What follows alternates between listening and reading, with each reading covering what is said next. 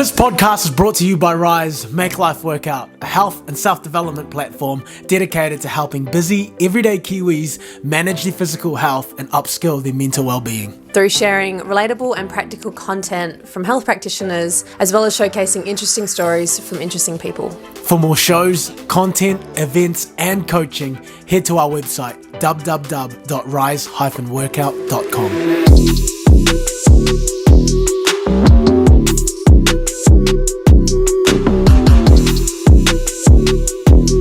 How's it going, everybody? Welcome back to the High Frequency Club podcast. My name is Marwan Salario. And I'm Sinead Bierman, and we're here talking all things self-development, growth and mindset. In this week's episode, we'll be chatting to Harrison Sanders, who will be running 100 kilometres at Auckland's Piha Beach for the charity Back to School Project New Zealand.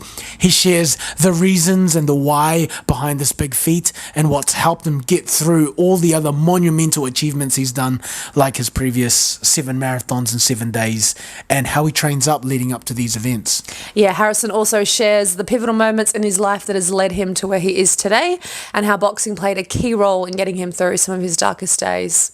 Lots of laughs, plenty of lighthearted humour around this serious cause, an episode that you will all enjoy. So be sure to let us know your thoughts once you've had a listen, and make sure you're following along at the High Frequency Club on all your favourite audio platforms, as well as YouTube and Instagram. Enjoy the show. Harrison G, thanks for coming through, my brother. I appreciate you jumping on our podcast today.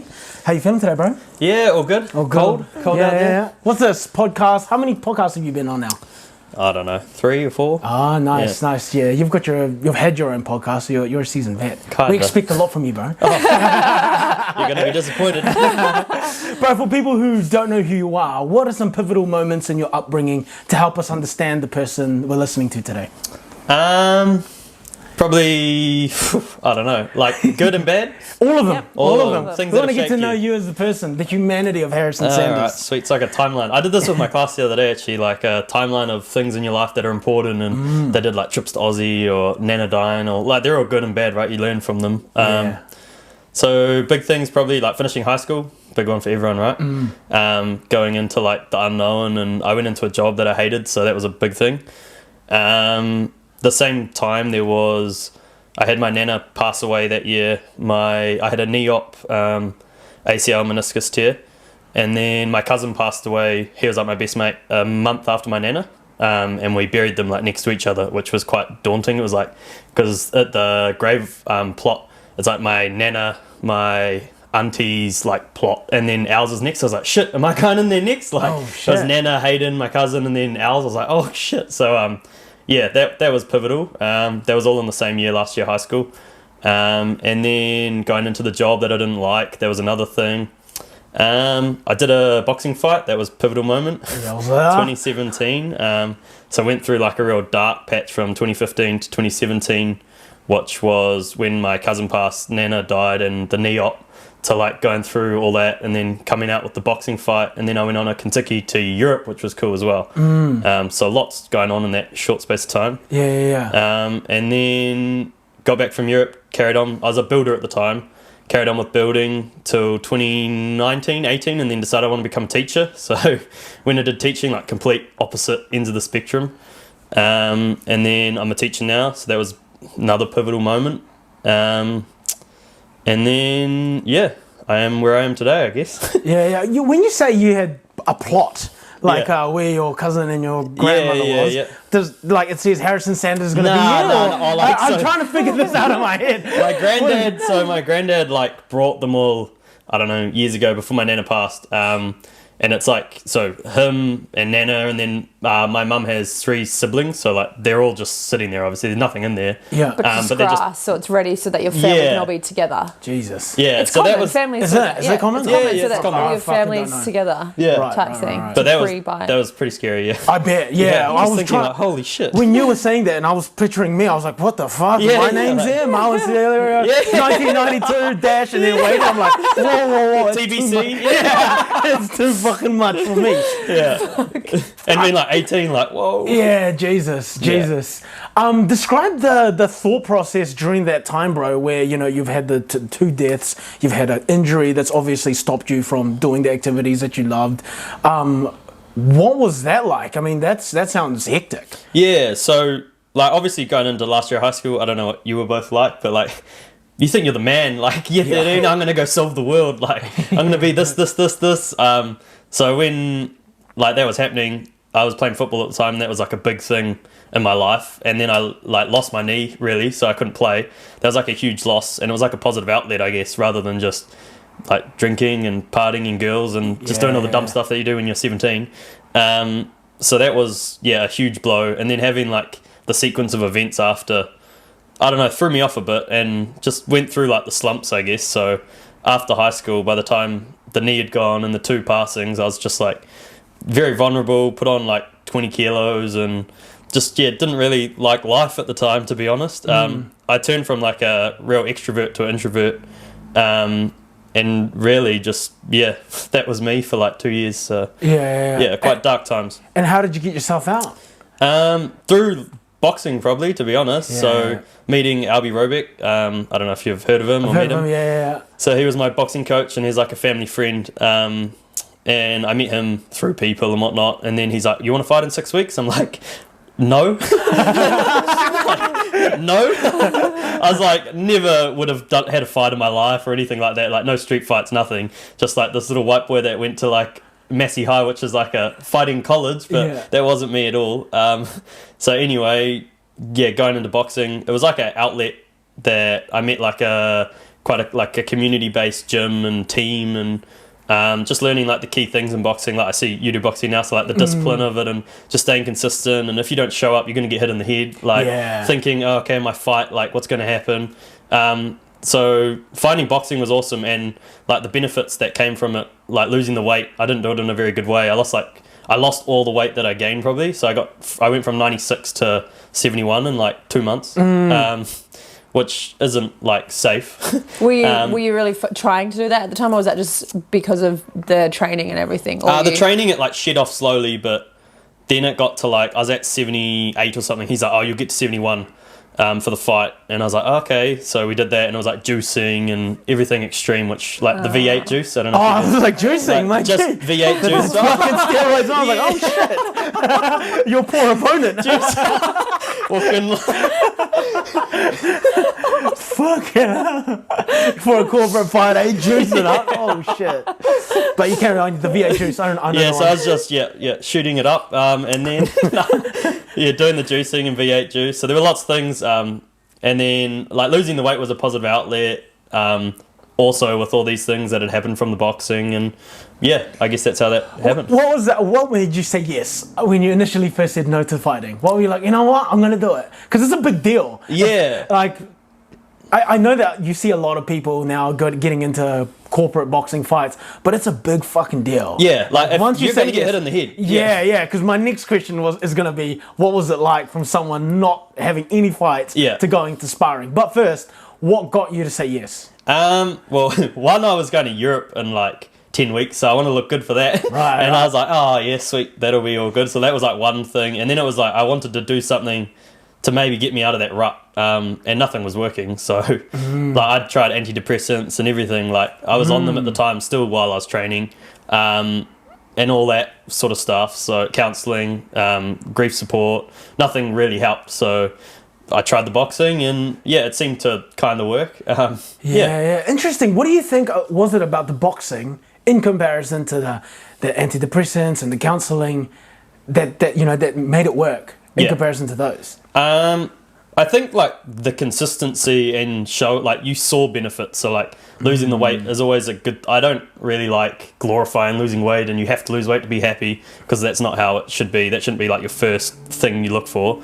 But that was like a key thing for me at the time. And then I think just holding myself accountable to like showing up and getting hit. Mood follows action, as they always say. Like, it sounds like you probably were just doing the stuff that was therefore putting you in a more positive frame of mind, maybe. Yeah.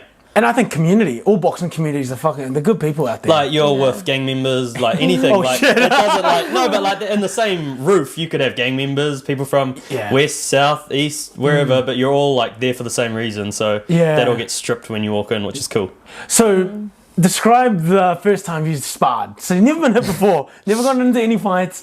You get the first hit to the head. I had a What was that video like? of it actually.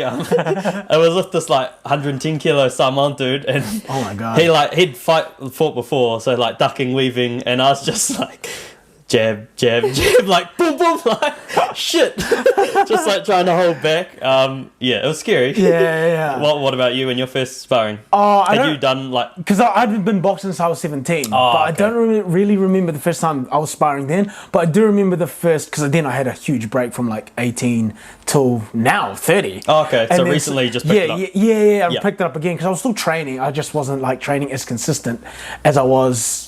Because I got into a corporate fight last November. So I remember my first time sparring. Then I was like, fuck yeah, I feel like I'm the man. I've been doing really well Yeah. in the classes. And we all know classes is one thing. You can Sparring is hit another. pads and look good. Yeah. Yeah, you can hit pads and look good. Yeah. It's when Have you ever done boxing? No.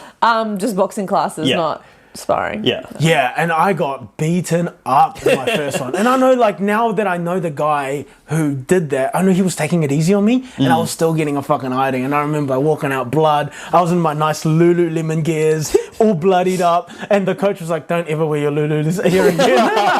He goes, "You have to wear your hand-me-downs, bro. Wear your rags, because they're all gonna get bloody all the time." Yeah. And even then, bro. After that sparring session, there were a couple of times where I just got beaten up again.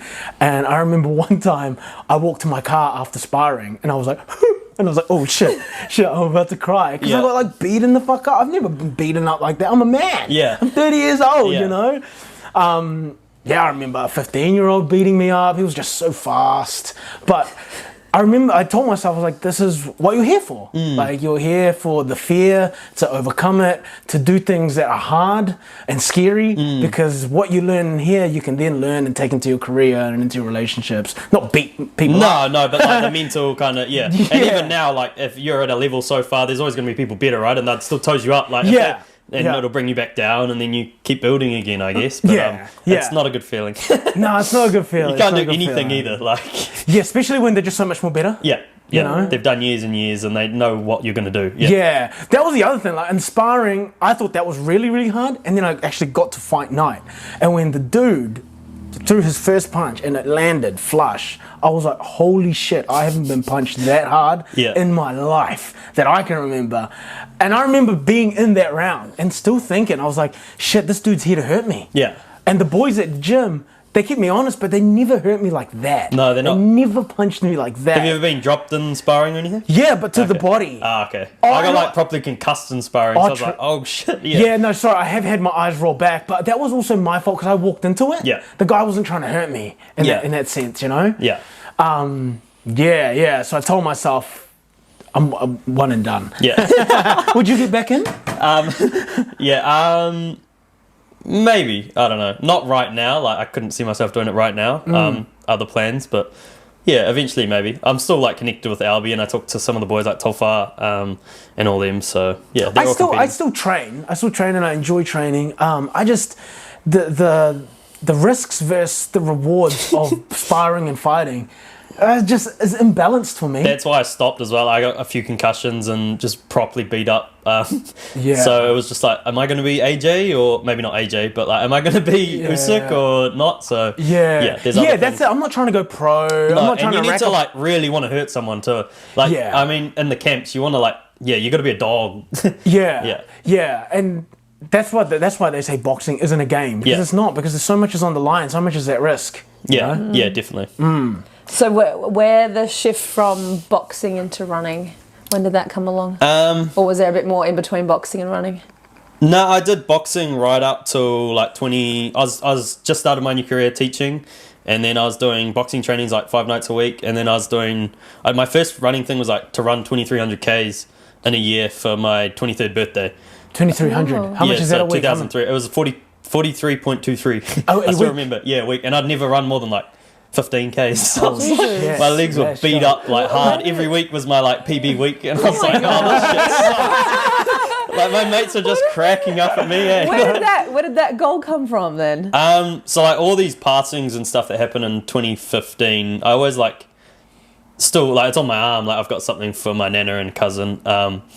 and I wanted to like do something positive for them because those 2 years weren't positive, like just drinking or doing whatever to like numb it, I guess, for a short term thing. And it was in lockdowns, like the big lockdown when every man and their dog were out on the streets running. I thought I could do something like cool because I'd done a couple half marathons and whatnot. And my first half marathon was with my cousin that passed, and we were like, running sucks. Like, we're never doing this again. We were Snapchatting the whole race, and it was Auckland Half 2014. So I was like, I want to do something for them that's hard, and maybe the running could be in there because we did it together. And I planned the 2300 for my 23rd birthday, or 23rd lap around the sun. And it was for mental health, like for the stuff I'd gone through. Epilepsy for my cousin, that's how he passed away, and Alzheimer's for my nana. So it was like those 3 charities. And yeah, that's where that idea came from. And Albie, my old coach, was the one who's like, you can do it. Like, he does heaps of charity. He did 60 hours straight boxing, like on a bag. 60 hours straight? Yeah. And he did 60 Ks with like because he's in the Navy, with military vest, boots. What else has he done? Oh, he like burpees for like 10 Ks or something around a track. He does crazy stuff all the time. Unreal. So he's like my mentor kind of, and he's like, yeah, you can do it. So that's where that idea came from. Yeah. Crazy. That is, yeah. Bro, where does Phil's marathon come from? I remember when you did a speaking event and I was there and your father was there. Yeah. And he was like, oh yeah, my son's speaking today. And I was like, oh, Phil. And he goes, Harrison. And I was like, wait a minute. Am I at the wrong place? And I was like, isn't that Phil? And I was like, oh, fuck. And then I had to look at your Instagram. And I was like, oh, that's why I got confused. Everyone says, like, people do, like, Dom Harvey commented on one of the things. He's like, oh, good stuff, Phil. I'm like, oh, Dom Harvey. Oh. Doesn't even know my name. So Phil, or Philip, is my granddad, and he's like the man, eh? Like, he's just like the godfather, like, of our family. Everyone, like, looks up to him. So he's Philip. And then my cousin's middle name was Philip, and my middle name's Philip. So Phil's is just from that. And then marathon's like something that's just hard, like, but it's like life. Like, there's barriers that they get in the way, and like there's pit stops, and I just thought marathon paired, and Got it. Well, my Instagram before that was like Harry's 2300k challenge for charity or something. People would be like, oh, what's your Instagram? And I'm like, oh, hold on. It's a long one. 2 words is easier than that. But yeah, so that's where that came from. So speaking of charity event, you're running one soon, 100Ks. Yeah. Where did that come from? So what is it? What is it exactly? So I set it 2 years ago probably. I did that 7 marathons, 7 days. And I was like planning it already. I wanted to do 100Ks on Muriwai straight after, but I had like a break last year. And then I wanted to do 100Ks, and I thought, why not do it on like a local beach for the local community again? So that's kind of where that came from. Council's kind of got in the way, so it's not going to be at Muriwai anymore. It'll be at Piha. Oh, what happened? Oh, they won't, like, so you can get on it, I think it's Rimmers Road, like south it. I don't know if you've ever been to Muriwai or gone four-wheel driving. I don't think so. Yeah, so it's like top end. And I need crews, so like taking people through there would just be a nightmare. True. So Piha is like accessible for everyone, and it's just like a 2k loop or something, which will get boring for me, but at least the community can come along, and there's like a coffee shop, and so that'll be way better for everyone. So yeah, that's happening 1st of July. Are you doing it on sand? Yeah. 100k on sand. Oh my god. Yeah. Yeah, it'll be cooked. Why are you doing this? Why are you putting yourself through this? So like main motivation, like I'm doing it for a charity, the Back to School Project, who I did my last 7 and 7 for. They're a West Auckland like community-based charity, and they help the kids who need resources for education. So they each start of the year they give them like a backpack with the essentials like books and pencils and like even towels and board shorts and stuff. So we hand them out at a party, and I think they're $80 to resource, so that's like what the money will go towards, and they give a little. And then we deliver them sometimes. So like for my last event, we collected the money and got them like Christmas presents, and we went and dropped them off at their houses, which was pretty cool. Nice. So yeah, they're about helping the kids in West Auckland, which is all what I'm for pretty much. And then Nice. Yeah, and why is that important to you, bro? The kids out west. Just like I hate the stigma that there is around West Auckland. Like I was born and raised there, so like What is that I'm all stigma about for people West that don't Auckland. know? Well, it's like, it's seen as like, oh, don't go there. Like, same as like South, and I have mates from South, and it's like, be proud of where you're from, but yeah, I just don't think you need to bring other communities down to get up. Like, if you're from the shore, or like, there's always like, don't go West Auckland. And when I went to Massey High, it was like, everyone was scared of versing Massey because like they might be rough. And yeah, so it's like, yeah, I don't know, just uplifting that community is kind of cool and putting on your back kind of thing. But yeah. With all these long runs that you're doing, I assume obviously a lot of training is involved. Have you ever experienced many injuries with all these crazy long running events? Yeah, so, kinda, not too bad to be, like, I broke my foot on day 3 of the 7 marathons, or like stress fractured really bad, and it was like swollen up, so I had to loosen the laces, and I did 3 more on it and finished it, which was all good. Jesus. So that was like real Goggins moment. And then just like minor injuries. They thought I had like a heart thing after the 7 marathons, but my heart rate's just like, it's like 38 or 37, so it's like low. Yeah. But it's just from aerobic building over years, but they're like real freaked out. So that scared me for probably 6 months. I had like real anxiety around that. But that's not an injury. It's all like cleared through cardiologists and tests and whatnot. And then I've actually got an injury right now, so I can't run. So I'm hoping like, like somehow 3 it's weeks just out, like, so my hip, I don't know, something to do with my hip. I'm going to see my physio tomorrow. So I've just been cycling the last week, and yeah. Well, what's your training like? Like on a weekly basis. I do 2 strength sessions, which is mainly just to like keep everything, I don't know, balanced, I guess. Yeah. And then I do probably 70 to 80k weeks, or like 100k weeks at the moment, roughly. Obviously not the last week. Yeah. And then I've done probably 5 30ks leading into this, like the last 12 weeks.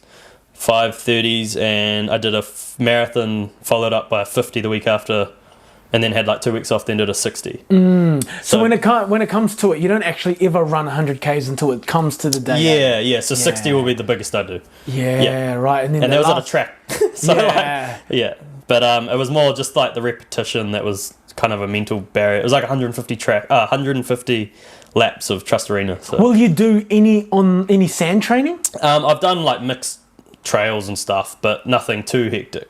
Jesus, so the last 40Ks will be unknown for you. Yeah. Oh my God. But I mean, I think you're just dragged through when there's like a high purpose. Like going into, I'm just hoping. Like, I'm just hoping it talking shit comes. here. But going into like my marathons last time, and I'm using that as like I can do it because I did that. I'd never done a back-to-back marathon, and I like did my first one.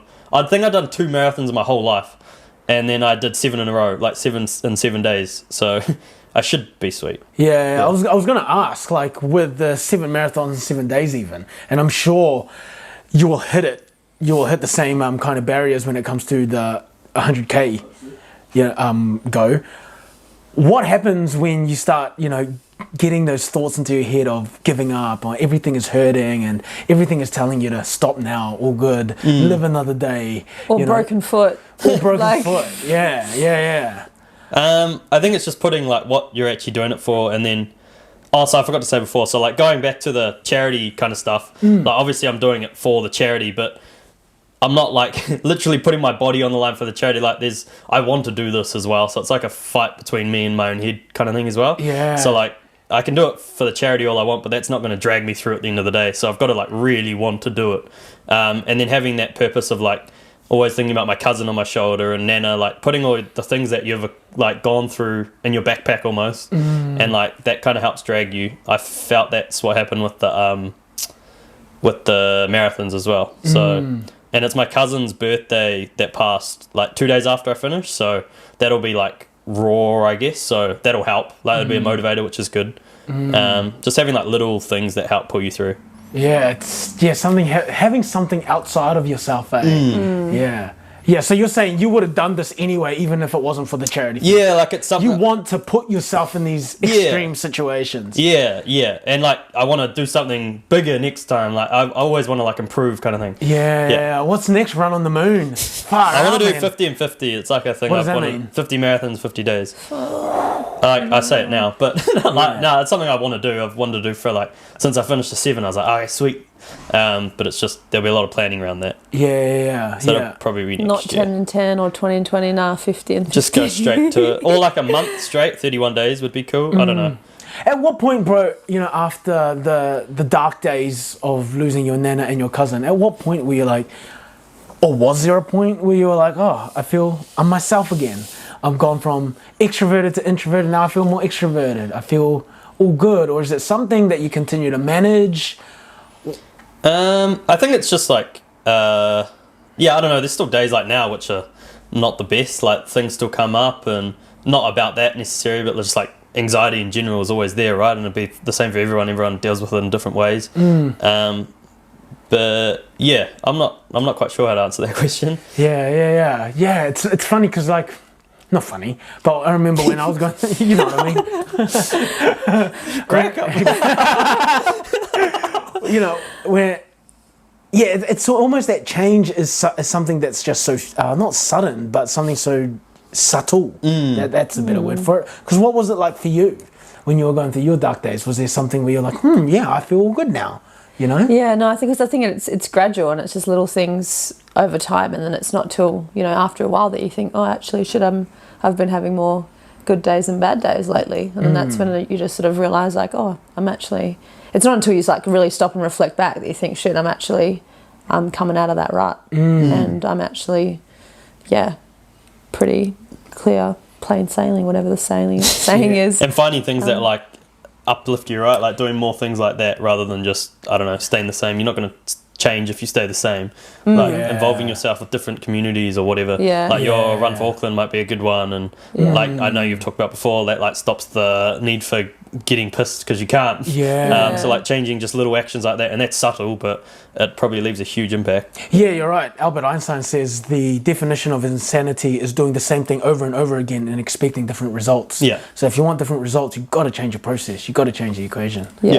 Bro, what do you do in your routine that is like a non-negotiable to help upkeep your mood and your energy?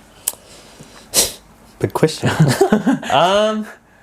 Like just doing some sort of exercises, like something, if I'm having a real crap day, I'll go do that. Like even if it's 9 o'clock at night, like the other day I was having a just crap day at work, crap day, I had to go do boot camp after, and I didn't really want to be like positive for that. That's more energy, like drawn out at school and then there. And then going for a run at night was like the one positive thing I had in the day. So if you do one positive thing, it's still better than none, right?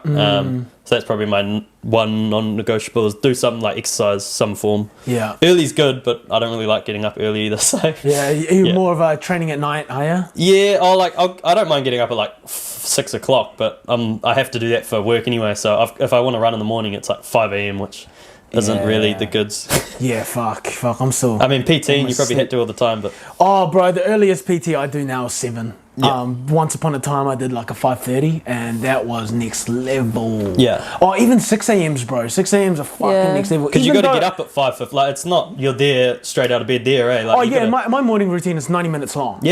So I don't just wake up, rush into the shower and rush my way down to. Even though I PT downstairs, like my routine is still 90 minutes long, because that 90 minutes is like for me. The only time in the day when no one fucking needs me. And PTing would be quite like teaching, where it's like real energy draining, right? Like there's so much energy that gets sucked out of you each mentally client and emotionally. You're like a what's it called, counselor as well, and like you got to talk about all that stuff. But. 100%. I think just the fact that health, in my opinion, is broken down into 3s, which is physical, mental, and emotional.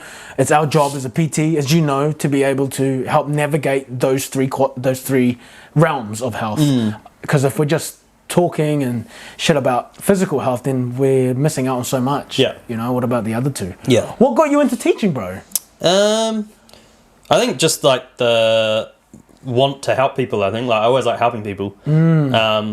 I'm figuring out now, like maybe it's more down the sporting side that I want to do. True. So learning to like navigate. You guys are hearing this, that works. I don't know. Just like I'm the head of sport in school sport, so I help with that, like coach heaps of teams. But I really enjoy that side. So in the near future, that'd be cool. With juniors still, or So yeah, between years, they're year 5, 6, 7, 8 that I mainly coach. Right, Yeah, the little right. ones, no, that's not my thing. Like, yeah. How do you find working with like that age group, 5, 6, 7, and 8? So I'm year 5, 6 teacher, which is the kids are between like 9 and 11 kind of. I like that age. Like they're not lippy yet. Yeah. Some of them are, but not too lippy. And then the real babies, I can't like. I don't know. It's just a different playing field, that sort of stuff. Like they try to hold your hand and stuff. It's like, whoa, no. But yeah, no, I enjoy it. Yeah, they're good bunch of kids as well. And they're like want to learn, which is cool. Yeah. There's nothing worse than like trying to teach someone who just doesn't want to learn. Yeah. Do you find your patience has been tested? You had to grow your patience? Yeah, going off the building site straight into teaching was like opposites, like real masculine, like toxic place. I found it anyway on the building site compared to like you're around kids all day, like 50 kids in front of you. But yeah, you definitely test your patience. That's a huge change, isn't it? Yeah. In terms of the industry. And from being, I guess, surrounded predominantly by adults and males, into, like you said, being surrounded now more so by children, and you're the only adult in the room. And at a school, it's like 95% women, like colleagues, so just completely different workplace. Yeah. Yeah. And there's 3 males out of 30 teachers at our school, so yeah. 3 males out of 30 teachers. Interesting. Is that normal? That's like kind of good. Usually they only have about 1 at the school. That's kind of good. Yeah. Oh shit. Yeah. I mean, it's Guys getting better now, but guys don't want to be teachers. No. Maybe. There's all the like, Interesting. things Yeah, around. I've never I noticed reflect back to my schooling. I think it would have been like almost 50-50 at our school. Like I had a lot of male teachers. Were you Yeah, an that's what I thought Aussie? too. Oz, Yeah. Yeah. Yeah. And like especially like PE teachers were pretty much all dudes. We had maybe 1 female PE teacher. Like it was kind of a High school was to do. different, Or I high think. school, yeah. But yeah, primary, we only had 2, I think. Yeah, it's about the same. Yeah. One of them's still there. He's my DP now, but yeah. Yeah. Yeah, my sister's just become a teacher. She loves it, eh? Yeah. She absolutely loves it. I forgot I think she's high school though. Yeah. Yeah. Yeah. What do you think you need help with, bro? What's something Harrison needs help Don't with? know. Nah. Do you still do like therapy and counselling and stuff? No, not really. No. Right. At what point were you like, oh, yeah, I've graduated? It didn't really work for me personally. True. This is interesting. Why not? Oh, well, the reason I went was like grief counselling. And I just didn't really like sitting there with someone I don't even know and trying to like talk to them. I'd rather like get to know them first rather than... It just didn't really feel authentic. Yeah. I mean, if I went for different reasons and had a different lens on it, it would probably be all good. But I was like 18, 19. So, yeah, you kind of think, oh, this guy ain't going to help me. But Yeah. it was probably the stigma I went in with. But, yeah. What would you do differently now if you were to go into therapy or counselling? Be more open, I guess. Like, try take away something from it that's going to benefit me. Like, yeah, I didn't really go in with any hope for it that it was going to help me. True. Yeah. So that probably didn't help. But Were you forced to do it? yeah. Ah, I see. That's the issue, eh? When you're forced to do something Yeah. like that, especially going. It's to quite counselling. quite a unique thing as well. Like if you're forced to do it, it's like, well, no, I'm not going to do this. But Yeah, especially at that age. Yeah. You want to rebel. Yeah, I would definitely. have fucking rebelled. yeah, Yeah, I didn't even want to see the fucking career counselor. yeah, And I was forced to do that. yeah. Yeah. So yeah, back to what I need help with. Probably like turning down things, saying no more, doing more stuff for me. Yeah, I do a lot. Like it's all energy draining stuff. Like everything I do, and maybe just like reducing my schedule would be better for me in long term. Well, there you go, Shanae, health coach. He's done with that. Yeah, What is it? Is health it coach. people pleasing? Is it? But Yeah, I don't like saying no and like turning people away and making them feel too much people pleasing. I think. Yeah.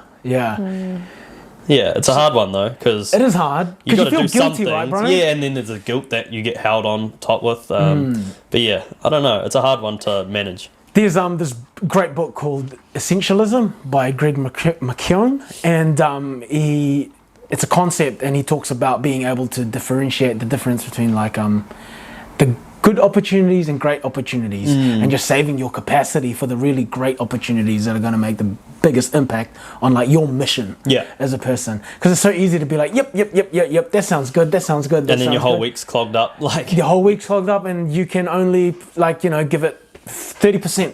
You know, you're not actually making the most out of that opportunity. If you could have just picked 3 of the really great ones and given those your absolute all, you know? Yeah. Managing like for the right opportunity. Yeah. Where do you think you got your like people pleasing tendencies from? I don't know. I think maybe just like from all the things that happened. Oh no, I've always kind of been like it. Yeah, I don't know. I think just growing with it. Yeah. Your parents, are they? Maybe they like to help. Yeah, like mum's pretty. She helps everyone and does everything for everyone, kind of thing. Like how there's that like one auntie in the family who's like always there for every single person. She's like that. So maybe I just like modelled it off her. Yeah, I think I'd say from that actually. Never thought of it like that. Yeah. Yeah. I just think I get a lot of things from different things from my parents. Like I think I get, in regards to work ethic and stuff, I get that from my mother of doing everything, working hard, but then probably overcommitting as well. Yeah. Yeah. And it's something a lot of people do, right? It's not just like a lot of people have troubles with it. Oh yeah. I used to be real bad with it, and it was because I just wanted to be cool. Yeah. You know, I wanted to please everyone. You know? Oh, yeah, I'll do that. Yeah. I'll do that as long as you like me. You know. But as you go older, you realise that you can't do everything. You know, this is a great quote. You can do anything, but you can't do everything. Yeah. I've always thought that was a goodie. Yeah. So, bro, if you could give Harrison advice from that year where everything felt like it was real dark, what advice would you give him?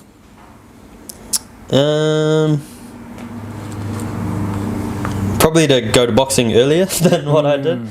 I don't know, find something that was going to uplift you rather than just waste your time doing all the dumb stuff. Like, being introvert and not doing much. It wasn't introvert, I say. It was like 2 personalities. So I'd like be introverted and just sit at home and do nothing, or I'd be out like just being the king. So finding like a balance, I guess, but finding something that's going to uplift you, because they were 2 negative things. So finding something else to latch onto, and it was hard because I was going through rehab, but latch onto something positive. You come from rehab? Like knee. Oh yeah, I was like, shit, we missed that one, bro. Don't have that in my question. From juicing up. Whoa. Yeah, I was like, fuck, and I was a teacher. Missed that one. Rehab from the knee. Right. Where can people find you? On Instagram, I mean, not at home. No. On Phil's Marathon. Just Phil's Marathon. And easy as that. Did you want to talk about your charity, bro? Like, where can people donate? Yeah, so there's a Give a Little in my bio, and LB Robick's bio as well. He's doing the run with me. So, it's 2 of yours. Yeah, he jumped on board. I was initially doing it by myself, and then he just jumped in, which is cool. Someone to have to talk to. Fuck yeah, because we get pretty mentally hard out at night. Like, we're starting at 4 p.m, so it's straight into the night. How long do you think it'll take us? We're predicting like 20 hours. Is this you guys allowed to like have a little rest or have a little kip? I don't want to. Because I reckon just starting again will be way too hard. I'd rather just like keep moving, eat on the move. Walk if you need to, but don't stop, because I won't want to start again. Well, what's your nutrition like during this 100k? Like just bars or so I tried spaghetti bolognese up in there, or just like cheese pizzas or whatever. Like, really? Yeah, just plain stuff though. Try to stay off the gels because they get a bit like repetitive. Right. But they don't really react well with me. I vomited on them when I've done like endurance things before. So even the 60k the other week, I was like power chucking because too many gels. Well, it is just like liquid crap. I don't know if you guys have ever had them. I've never had them. They're not the nicest things. Oh really? Stay off them, but yeah. Why just plain stuff like cheese pizzas? Not reacting in your stomach, like keeps like the fats and these carbs. So, or like I'll eat like whole kumara. I like it. So just things that you enjoy. Burgers would be all good, like plain burgers. Just plain things like that. I've tried around with it all too. So we'll have to come down, support you, and throw you a cheeseburger. When is it, bro? When is it? 1st of July at 4 p.m. till probably 12 o'clock the next day. And Piha. Piha Beach. We on. Harrison, bro, thank you so much for coming on, bro. Sweet, all good, thank you. Anything else you want to plug in? Nah, we've covered everything. That's pretty solid, eh? Yeah. It's very solid. All the best to you, bro. Yeah, thank you. I can't wait to be a spectator and admiring you from the sidelines. I like how you said not a... I'll leave it to you and Albie, bro. I was about to say Phil's marathon, everybody. You fucking got me again. Harrison Sanders, everybody. Cheers, bro.